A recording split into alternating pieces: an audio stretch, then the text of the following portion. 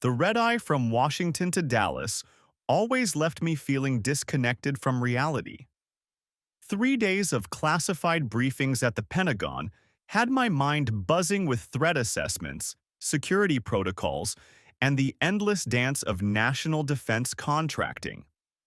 As I pulled into our driveway in Plano at 11:47 p.m., the familiar sight of our colonial-style home should have brought comfort. Instead, something felt different. I'd been Jonathan Sterling, John to everyone, for 45 years. Former Navy intelligence officer turned senior project manager for Blackstone Defense Systems. 16 years married to Rebecca, Becca, with our 14-year-old son Tyler safely tucked away in his bedroom, presumably dreaming about whatever high school freshmen dream about these days. This was supposed to be the life I'd built. Stable, secure, predictable. The house was dark, except for the blue glow emanating from the living room. I found Becca asleep on the couch, her blonde hair spilled across the throw pillow, still in the yoga pants and oversized sweater she'd worn that morning when I left for the airport. The television flickered some late-night talk show, but what caught my attention was the phone in her relaxed hand. Her iPhone 14 Pro, usually protected by a passcode as rigid as Fort Knox, lay there with the screen still illuminated.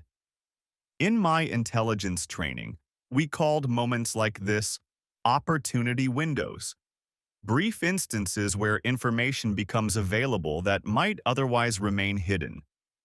I wasn't planning to snoop. I was planning to plug her phone into the charger and turn off the TV, the same routine I'd performed dozens of times when she fell asleep watching her shows. But as I reached for the phone, the screen content stopped me cold. A text conversation was open. The contact name read Derek, with a purple heart emoji I'd never seen before. The last message, time-stamped 11:23 p.m., just 24 minutes ago, read, "Can't wait for this weekend when your husband's traveling again. I've missed your body so much, beautiful. The way you looked at me today at the hotel had me thinking about you all evening." My Navy intelligence training kicked in immediately. Pattern recognition, threat assessment, operational security. In that split second, I understood I was looking at an active security breach in my own home. Not just personal betrayal, though that hit like a sledgehammer to the solar plexus, but a potential compromise of classified information. I carefully lifted the phone from Becca's hand. She didn't stir. The muscle relaxers she'd been taking for her back pain knocked her out cold most nights. My hands remained steady as I scrolled through the message thread. 20 years of handling sensitive intelligence had taught me to compartmentalize emotion and focus on facts. The conversation history painted a clear picture. 6 months of intimate exchanges. Plans coordinated around my travel schedule. References to weekend getaways that occurred precisely when I was away on classified briefings. Most concerning were the messages that referenced my work schedule, facility access times, and travel patterns with an accuracy that suggested she'd been sharing my controlled, unclassified information. "Your husband said he'll be in D.C. until Friday, right? That gives us 3 full days at the Omni. I've already booked the suite." Derek had written 2 weeks ago. "Yes, he's doing some kind of security assessment or the government buildings. He left me his itinerary. I'll send it to you so you know exactly when he'll be back." Becca had responded. My blood pressure spiked. She'd been sharing my official travel schedules. As a defense contractor with top-secret clearance, my movements and activities fell under strict operational security protocols. Unauthorized disclosure of this information constituted a potential NISPOM violation. I opened the photo gallery within their conversation.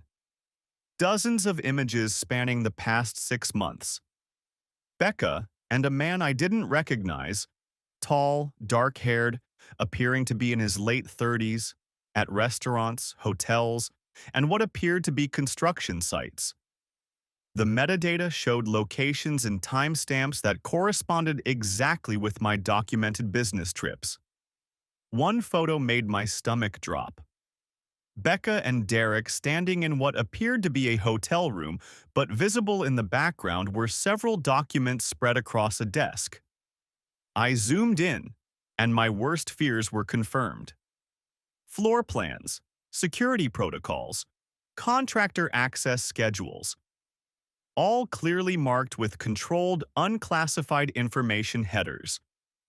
In the intelligence community, we have a saying: assume the worst-case scenario and work backwards. The worst-case scenario here wasn't just that my wife was having an affair. It was that she was conducting the affair with someone who might be exploiting our relationship to gain access to sensitive government facility information. I screenshot the critical messages and photos, following proper chain of custody protocols I'd learned in the Navy. Each image was time-stamped and organized methodically. If this situation escalated to a security investigation, which seemed increasingly likely, I needed irrefutable documentation. My next step was research. Still standing in our living room, listening to Becca's steady breathing, I used my personal phone to search for information about Derek. The messages had enough context clues: his profession as an architect, references to Meridian Construction, and mentions of the Premier Interiors project to identify him quickly. Derek Ashton, 38, principal architect at Meridian Construction Group, recently divorced. His LinkedIn profile showed involvement in several government facility renovation projects over the past year, projects that fell under the oversight of companies like mine. The pieces were clicking together with the cold precision of an intelligence briefing. Derek worked in construction. He'd recently gone through a divorce. He'd begun pursuing my wife approximately 6 months ago, coinciding with his divorce finalization. And he'd somehow gained access to controlled information about government facilities through their relationship. This wasn't a crime of passion. This was a systematic operation. I carefully placed Becca's phone back in her hand, turned off the television, and went upstairs to my home office. For the next 3 hours, I conducted the most thorough background investigation of my life. Derek Ashton's professional history revealed a pattern of pursuing contracts with government agencies. His construction firm had bid on numerous federal projects over the past 2 years, with a surprisingly high success rate for a relatively small operation. Cross-referencing his wins against my own travel schedule revealed something that made my blood run cold. Every major contract Derek's company had secured corresponded with time periods when I was traveling for classified briefings related to those same facilities. By 3 a.m., I had compiled a comprehensive dossier. Derek's company, Meridian Construction, had received $2.3 million in federal contracts over the past 18 months. The procurement dates aligned perfectly with information that would have been available through my work schedules and facility access documentation. Information that Becca had been photographing and sharing. I sat back in my leather office chair, looking out at the pre-dawn darkness of our suburban neighborhood. Tomorrow morning, Tyler would wake up and stumble downstairs for breakfast before school. Becca would make her coffee and kiss me goodbye before heading to her interior design job at Premier Interiors. On the surface, everything would appear normal, but I now knew that our marriage was a cover for what appeared to be a sophisticated procurement fraud operation. Derek wasn't just sleeping with my wife. He was using her to gain illegal access to source selection information for federal contracts. The personal betrayal burned like acid in my chest. 16 years of marriage, shared dreams, Tyler's childhood. All of it compromised by Becca's decision to risk everything for someone who was clearly using her. But the professional implications demanded immediate action. As someone with a top-secret security clearance, I had mandatory reporting requirements. Any potential compromise of classified or controlled information had to be reported to my facility security officer within 24 hours. The question was how to handle this strategically. My Navy intelligence background had taught me that emotional reactions led to operational failures. I needed to approach this systematically, preserving evidence while protecting both national security interests and my family's future. First, I would continue gathering intelligence. Document everything. Build an airtight case. Then I would coordinate with the appropriate authorities to ensure proper investigation of the security breach. Finally, I would handle the personal situation with the same tactical precision I'd use for any other operational challenge. Becca had made her choice. Now I would make mine. At 6:30 a.m., I heard movement downstairs. Becca was starting her morning routine. I saved my research files to an encrypted drive, secured my office, and prepared to begin what would be the most challenging operation of my career. The target: my own wife. The mission: protect national security while rebuilding my life from the ruins of deception. I walked downstairs to find Becca making coffee, her hair pulled back in a messy bun, humming something under her breath. She looked up with a bright smile that once made my heart skip beats. "Good morning, honey. How was your trip? You got in so late I didn't even hear you come home." The casual lie rolled off her tongue with practiced ease. I wondered how many others she'd told over the past 6 months. "The briefings were productive," I replied, accepting the coffee mug she handed me. "Learned quite a bit about current security threats?" She had no idea how true that statement was. "That's nice, dear. I have a busy day ahead. Several client meetings at Premiere. Derek and I are finalizing plans for the Morrison project." There it was. Derek's name dropping into casual conversation with the comfort of long familiarity.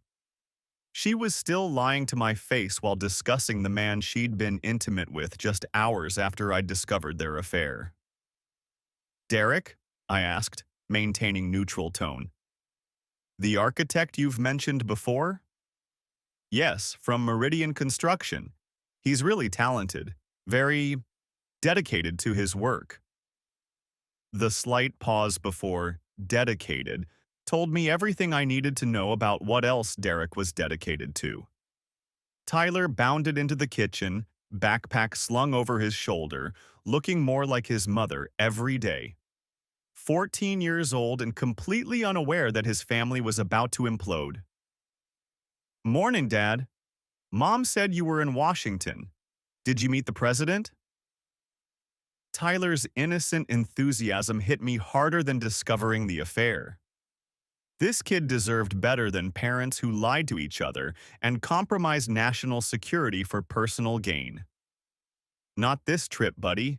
Just meetings with people who work to keep our country safe." "Cool. Maybe someday I can do that kind of work too."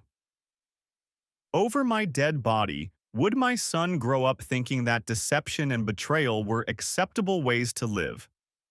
If I handled this situation correctly, Tyler might actually learn something valuable about integrity and consequence. After Tyler left for school, Becca kissed my cheek and headed out for her client meetings. I watched her drive away, knowing she was probably texting Derek before she'd even left our subdivision. By 8 a.m., I was in my Blackstone Defense Systems office, requesting an immediate meeting with our facility security officer, Director Patricia Wells. Patricia had 25 years of experience with the Defense Security Service and had earned my respect through her meticulous approach to security protocols. John, you look like someone ran over your dog. What's going on? Patricia closed her office door and gestured to the chair across from her desk. I need to file a self-report for potential NISPOM violation and possible compromise of controlled, unclassified information. Patricia's expression immediately shifted to professional alertness. Self-reports were serious business in the defense contracting world. They could trigger federal investigations and impact security clearances. Tell me everything. Start from the beginning. For the next hour, I provided a clinical briefing of my discoveries. The phone conversation. The documented pattern of information sharing. Derek's construction company and their suspicious success rate with federal contracts. The photographic evidence of controlled documents in hotel rooms. Patricia took notes with the methodical precision of someone who understood the gravity of what I was reporting. John, I have to ask this directly. Do you believe your wife understood she was compromising classified information? I believe she knew my work involved sensitive government contracts. Whether she understood the specific implications of sharing my travel schedules and facility access information, that's harder to determine. But the fact remains that controlled information has been compromised. And you suspect Derek Ashton was specifically targeting this information for procurement advantage? The pattern of his contract awards corresponding with my travel schedule suggests systematic exploitation rather than coincidence. Patricia nodded grimly. This requires immediate escalation to DCSA. I'll need your complete documentation, and we'll need to coordinate with the FBI's procurement fraud unit. This isn't just a security clearance issue. This could be criminal conspiracy. Within 2 hours, I was sitting across from Special Agent Maria Rodriguez from the Defense Counterintelligence and Security Agency. Rodriguez was a compact woman in her early 40s, with the sharp eyes of someone who'd spent years identifying threats to national security. Mr. Sterling, I want to commend you for your immediate reporting of this potential security breach. In our experience, family-related compromises are often the most difficult for cleared personnel to identify and report. Agent Rodriguez, I swore an oath to protect classified information 20 years ago. That oath doesn't have exceptions for personal relationships. Understood. Now, I need to ask some difficult questions about your wife's activities and your knowledge of her relationship with Derek Ashton. For the next 3 hours, Agent Rodriguez conducted the most thorough interview of my life. Every detail of Becca's behavioral changes over the past 6 months. Her increased secrecy about her phone and work activities. The correlation between my travel schedule and her client meetings. My security protocols at home and whether Becca had access to any work materials. The most damning evidence was the photographs I'd taken of her phone screen, clearly showing controlled documents in the background of her hotel room pictures with Derek. Mr. Sterling, based on what you've reported, we're looking at potential violations of 18 U.S.C. Section 371, conspiracy to defraud the United States, and Section 1031, major fraud against the United States. We'll be coordinating with the FBI's procurement fraud unit to investigate Derek Ashton's construction company. What does this mean for my security clearance? Your immediate reporting and full cooperation actually strengthens your clearance status. You've demonstrated exactly the kind of security consciousness we require from cleared personnel. However, we'll need your continued cooperation as this investigation develops. That afternoon, I received a call from Agent David Chen with the FBI's procurement fraud unit. Chen was investigating a broader pattern of bid rigging and procurement fraud in government construction contracts. Derek Ashton's company had been on their radar for several months. Mr. Sterling, your report has provided crucial evidence for our ongoing investigation. We've been tracking irregular patterns in federal construction contracts, and Derek Ashton's success rate was already flagged as statistically anomalous. How long has your investigation been active? 8 months. We've identified several companies that appear to have had advanced knowledge of source selection criteria and facility requirements. Your documentation provides the missing link showing how that information was being obtained. The FBI was already preparing search warrants for Derek's construction office and Premier Interiors. They were building a case that could result in serious federal charges and permanent debarment from government contracting.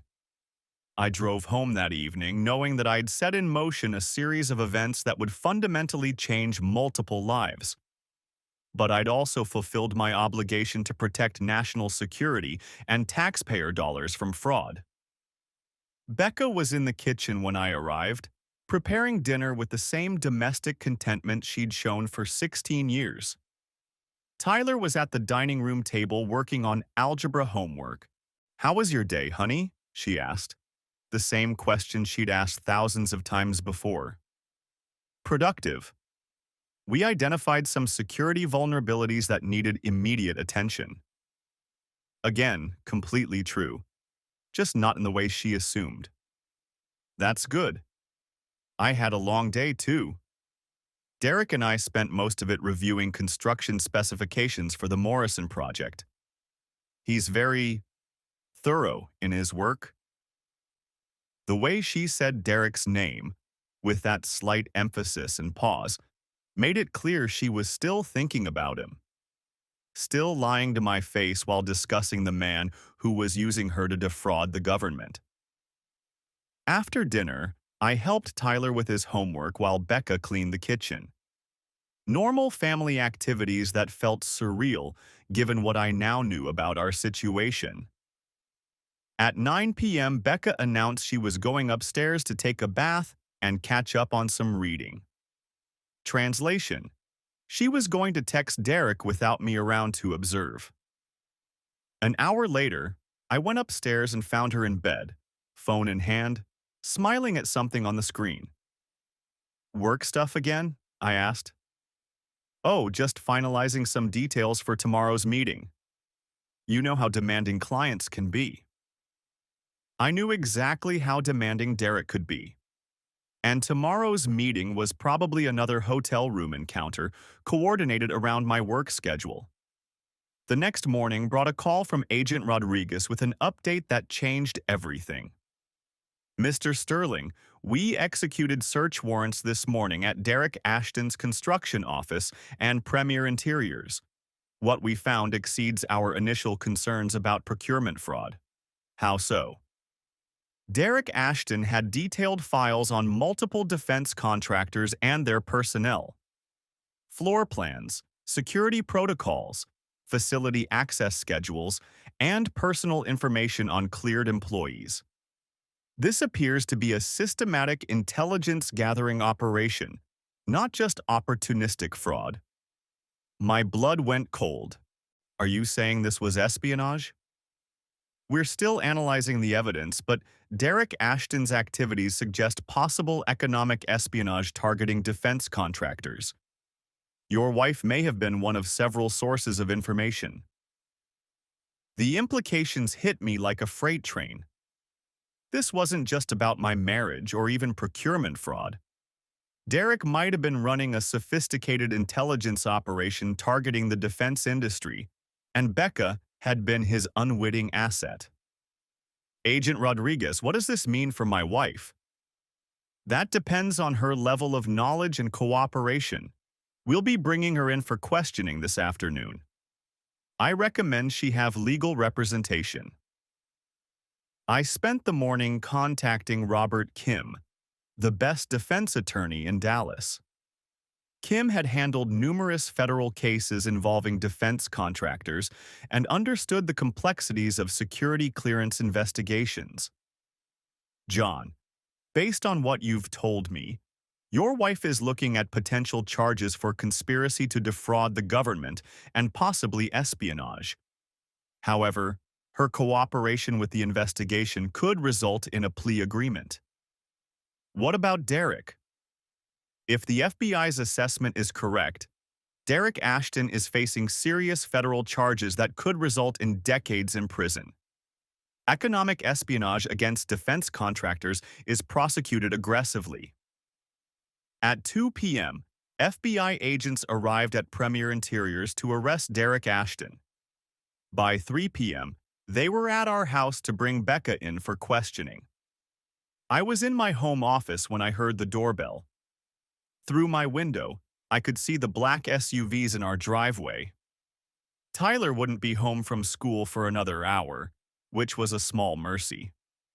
I went downstairs to find Becca standing in our foyer, her face white with shock, staring at Agent Rodriguez and two other federal agents. Mrs. Sterling, we need you to come with us for questioning regarding your relationship with Derek Ashton and potential compromising of classified information. Becca's eyes found mine across the room. For the first time in 6 months, I saw real fear in her expression. John, I don't understand what's happening. Becca, I've arranged for Robert Kim to meet you at the federal building. Don't say anything until he arrives. As the agents escorted her to their vehicle, Becca looked back at me with desperate confusion. The woman who'd been lying to my face for 6 months suddenly realized that her choices had consequences beyond her personal gratification. Tyler came home at 4 p.m. to find me sitting at the kitchen table, trying to figure out how to explain that his mother had been arrested by the FBI. Dad, where's Mom? Her car's not here. Tyler, sit down. We need to have a serious conversation about what's been happening in our family. For the next hour, I explained as gently as possible that his mother had been making poor decisions that affected both our family and national security. I didn't go into the details of the affair, but I made it clear that Becca had violated laws regarding sensitive information. Tyler listened with the same analytical intelligence he'd inherited from both parents. Dad, is Mom going to prison? I don't know, son. That depends on what she did and whether she cooperates with the investigation. But I want you to know that whatever happens, we're going to get through this together. Are you and Mom getting divorced? The directness of the question shouldn't have surprised me. Tyler had always been perceptive about family dynamics. Probably, yes. Your mother has been dishonest about some very important things, and trust is essential in a marriage. Tyler nodded slowly. I've noticed things were weird lately. She's been acting different, secretive. That evening, Robert Kim called with an update from Becca's interrogation. John, your wife is cooperating fully with the investigation. She's agreed to a proffer agreement that will provide her with limited immunity in exchange for complete disclosure about her relationship with Derek Ashton. What has she told them? Derek systematically cultivated their relationship to gain access to your work information. He told her he was interested in government contract opportunities and needed to understand facility requirements and security protocols. She thought she was helping his legitimate business interests. Did she understand she was sharing classified information? She claims Derek convinced her that the information was publicly available through proper channels and that she was just providing context for his proposals. She didn't understand the sensitivity of your travel schedules and facility access documentation. I felt a mixture of anger and pity. Becca had been manipulated by someone who understood exactly how to exploit her desire to feel important and appreciated. But her willingness to share my work information, regardless of her understanding of its sensitivity, showed a fundamental lack of respect for my professional obligations. The next morning brought news that Derek Ashton had been formally charged with conspiracy to defraud the United States, major fraud against the United States, and economic espionage. The FBI had discovered evidence that he'd been targeting multiple defense contractors through personal relationships and professional connections. Becca's cooperation had earned her a plea agreement that would result in probation and community service rather than prison time. But the consequences for her personally and professionally would be severe. Premier Interiors terminated her immediately for involving the company in a federal investigation. Her professional reputation in the interior design industry was destroyed. Derek, however, faced 18 to 36 months in federal prison. His construction company was permanently debarred from federal contracting, and he was excluded from the system for award management that governed government business opportunities. More importantly for me, the FBI's investigation revealed that Derek had been specifically targeting cleared defense contractor personnel for intelligence gathering. My immediate reporting had helped expose a broader threat to national security. Agent Rodriguez called to inform me that DCSA was recommending me for recognition for exemplary security consciousness and insider threat reporting. Mr. Sterling, your actions potentially prevented the compromise of multiple classified programs and saved taxpayers millions of dollars in fraudulent contract awards. Your security clearance has been upgraded with a commendation for outstanding security awareness. The irony wasn't lost on me. My wife's betrayal had resulted in career advancement and recognition for integrity under pressure. 3 weeks after Becca's arrest, I filed for divorce. The federal investigation evidence made the proceedings straightforward. Family Court Judge Sarah Martinez reviewed the case materials with the clinical detachment of someone who'd seen every variation of human failure. Mr. Sterling, given the evidence of Mrs. Sterling's involvement in federal criminal activity and the documented pattern of deception involving your minor child, I'm inclined to award you primary custody with supervised visitation for Mrs. Sterling. Tyler had been interviewed by guardian ad litem Dr. Jennifer Walsh, who determined that his emotional stability required a consistent environment free from the chaos that Becca's choices had created. The asset division favored me significantly. Becca's legal fees, loss of income, and liability for restitution in the federal case left her with minimal resources. The house, Tyler's college fund, and our retirement accounts remained largely intact for our future. 6 months after discovering that unlocked phone, I was a single father with full custody, an enhanced security clearance, and professional recognition for exemplary conduct under pressure. The personal cost had been enormous, but I'd protected both national security and my son's future. Tyler adapted to our new life with remarkable resilience. His grades remained strong, and he'd started talking about pursuing a career in intelligence or national security. The experience had taught him valuable lessons about integrity and consequence that would serve him well. Dad, I know what Mom did was wrong, but I'm proud of how you handled it. You did the right thing even when it was hard. That observation from my 14-year-old son meant more than any professional recognition I could receive. My expertise in insider threat detection had attracted attention throughout the defense industry. Companies were requesting briefings on recognizing and responding to security compromises. I'd begun consulting on security awareness training programs and developing protocols for family-related security risks. Agent Rodriguez had become a regular professional contact as I helped develop training materials for DCSA. Our working relationship was built on mutual respect for professional integrity and shared commitment to national security.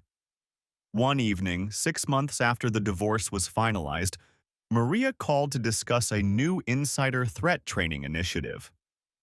John, Would you be interested in co-presenting at the National Security Association conference next month? Your perspective on recognizing and responding to family-related security compromises would be valuable for cleared personnel. Absolutely. This type of threat is more common than people realize, and proper response protocols can protect both security and careers. After ending the call, I realized that Maria Rodriguez was someone I genuinely enjoyed working with. Professional, intelligent, dedicated to mission accomplishment. The complete opposite of someone who would compromise integrity for personal gratification. Tyler noticed the change in my demeanor after our professional conversations. Dad, you seem different when you talk about work with Agent Rodriguez. Good different. The kid was still too perceptive for his own good. She's a consummate professional, Tyler. It's refreshing to work with people who share your values. Maybe you should ask her to dinner sometime. You know, when you're not talking about national security stuff. I looked at my son with surprise. Tyler, she's a federal agent. Our relationship is strictly professional.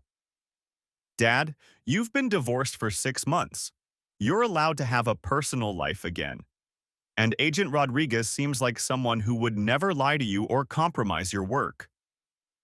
Once again, Tyler's insight was unnervingly accurate. The National Security Association conference was held in Arlington, Virginia, just outside Washington, D.C. Maria and I presented a joint session on family-related insider threats, recognition, response, and recovery. Our presentation drew a standing ovation from an audience of cleared personnel who understood how difficult it could be to report security compromises involving family members. After the presentation, Maria and I found ourselves in the hotel bar, decompressing from the intense 3-day conference. John, I have to say, your ability to turn a personal catastrophe into professional development is remarkable. Most people would have been destroyed by what you went through. Navy intelligence training teaches you to focus on mission accomplishment regardless of personal circumstances. Plus, I had Tyler to think about. He needed to see that integrity has value even when it's costly. How is Tyler handling everything? Better than I expected. He's talking about applying to the Naval Academy, wants to serve his country and work in intelligence. He has an excellent role model. There was something in Maria's tone that suggested she wasn't just talking about professional admiration. I found myself looking at her differently, not just as Agent Rodriguez, but as Maria. An accomplished woman who dedicated her career to protecting national security. Someone who understood the weight of classified responsibilities and the importance of integrity. Maria, would you like to have dinner tomorrow night? Somewhere we can talk about things other than security protocols. She smiled, the first time I'd seen her expression soften from professional reserve. I'd like that very much, John. That dinner led to other dinners. Professional conversations evolved into personal ones. I learned that Maria had been married briefly in her 20s to someone who couldn't handle the demands of her career. She'd focused on professional development for the past decade, building expertise in counterintelligence and insider threat detection. Most importantly, Maria understood the world I lived in. Security clearances, travel schedules, the weight of protecting national secrets. She would never compromise that for personal gain because she carried the same responsibilities. Tyler approved immediately. Dad, she's perfect for you. Smart, honest, and she carries a gun. What more could you want? I couldn't argue with his logic. 2 years after discovering Becca's affair, I was living a life I couldn't have imagined. My consulting firm, Sterling Security Solutions, had become the premier insider threat prevention company in the defense industry. Tyler was thriving academically and had received an appointment to the Naval Academy. And Maria had become my partner in both professional and personal endeavors. Becca's life had followed a different trajectory. Her cooperation with the federal investigation had kept her out of prison, but the consequences had been severe. No interior design firm would hire someone whose federal case involvement was documented in public records. She'd moved to Arizona to stay with her sister and was working retail jobs that didn't require background checks. Derek Ashton had served 28 months in federal prison and been released to permanent exile from the construction industry. His federal conviction and contractor debarment meant he could never work on government projects again. He'd moved to Oregon and was reportedly working in residential construction under someone else's license. The justice of their situations wasn't lost on me. Both had chosen to compromise integrity for immediate gratification. Both were living with permanent consequences for those choices. Meanwhile, my decision to prioritize integrity over personal comfort had led to professional recognition, personal growth, and a relationship built on shared values and mutual respect. Maria and I married 3 years after meeting, in a small ceremony attended by Tyler, her family, and colleagues from the intelligence community. Tyler served as my best man, wearing his Naval Academy dress uniform with obvious pride. During our honeymoon in Hawaii, I received a call from the House Armed Services Committee requesting my testimony on insider threat prevention in defense contracting. My expertise, developed through personal crisis and professional dedication, was now informing national policy. Congressman Williams, I'm honored to share what we've learned about recognizing and responding to insider threats. The defense of our nation depends on the integrity of those entrusted with sensitive information. My congressional testimony was broadcast on C-SPAN and became required viewing for defense contractor security training. The irony was profound. Becca's betrayal had led to national recognition for expertise in preventing exactly the type of compromise she'd enabled. Tyler graduated from the Naval Academy with distinction and was selected for intelligence officer training. At his commissioning ceremony, he thanked me for teaching him that integrity wasn't just a word. It was a way of life that required constant vigilance and sometimes difficult choices. Maria and I had built a life together based on shared mission, mutual respect, and absolute honesty. Our combined expertise in defense contracting and federal law enforcement created synergies that benefited both our careers and our personal relationship. 5 years after that night when I discovered Becca's unlocked phone, I was testifying before Congress about insider threat prevention, while my son prepared for his first intelligence assignment and my wife developed new counterintelligence protocols for federal agencies. The personal cost had been enormous. 16 years of marriage, family traditions, shared history, all destroyed by someone else's choices. But the aftermath had proven that integrity under pressure creates opportunities that comfort and complacency never could. During a recent security conference, a young defense contractor approached me after my presentation on family-related insider threats. Mr. Sterling, how did you find the courage to report your own wife for security violations? That must have been the hardest decision of your life. Actually, it was one of the easiest decisions I've ever made. When you've sworn an oath to protect classified information, you don't get to choose which oath matters based on personal convenience. Integrity means doing the right thing, especially when it costs you something important. That evening, Tyler called from his first duty assignment to discuss his initial intelligence briefings. Dad, everything you taught me about recognizing patterns and assessing threats is exactly what we're learning here. My instructors keep talking about the importance of moral courage in intelligence work. Moral courage is what separates professional intelligence officers from people who just happen to have security clearances, Tyler. Your mother forgot that distinction. Make sure you never do. I won't, Dad. I've seen what happens when people compromise their integrity. I've also seen what happens when they choose to do the right thing regardless of personal cost. As I ended the call, Maria came into my office with tea and sat beside me. How's our intelligence officer? Learning that everything his old man taught him about integrity actually matters in the real world. You did good, John. Tyler's going to make an outstanding intelligence officer because he learned from someone who proved that principles matter more than personal comfort. I looked around my office at the awards, recognition certificates, and photos from congressional briefings.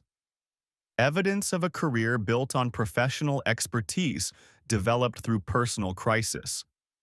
On my desk was the security clearance upgrade notification that had arrived after my exemplary reporting of Becca's compromise.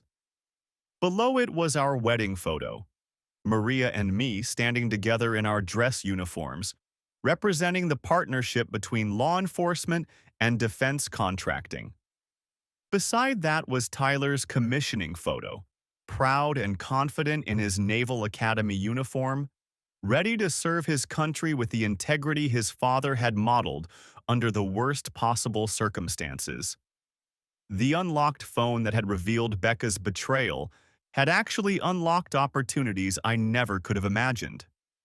Professional recognition, personal growth, a marriage built on shared values, and a son prepared to serve his nation with distinction. Sometimes the worst things that happen to you become the foundation for the best things in your life, but only if you choose integrity over convenience, mission accomplishment over personal comfort, and long-term principles over short-term gratification. Becca had made her choice when she decided that immediate pleasure mattered more than family loyalty and national security. Derek had made his choice when he decided to exploit personal relationships for professional advantage. I had made mine when I chose to protect classified information, even when it meant destroying my marriage and devastating my family. 5 years later, the scorecard was clear. Integrity under pressure had created lasting value. Compromise for immediate gratification had created permanent consequences. The lesson was simple, though not easy. When you're entrusted with sensitive responsibilities, every choice matters. Every relationship is a potential vulnerability. Every moment of weakness can compromise years of professional development. But every act of integrity, especially when it costs you something important, builds character that can't be taken away by other people's choices. That unlocked phone had revealed more than my wife's betrayal. It had revealed who I really was when everything I cared about was at stake. Turned out, I was someone who chose mission accomplishment over personal comfort. Someone who protected national security even when it meant sacrificing personal happiness.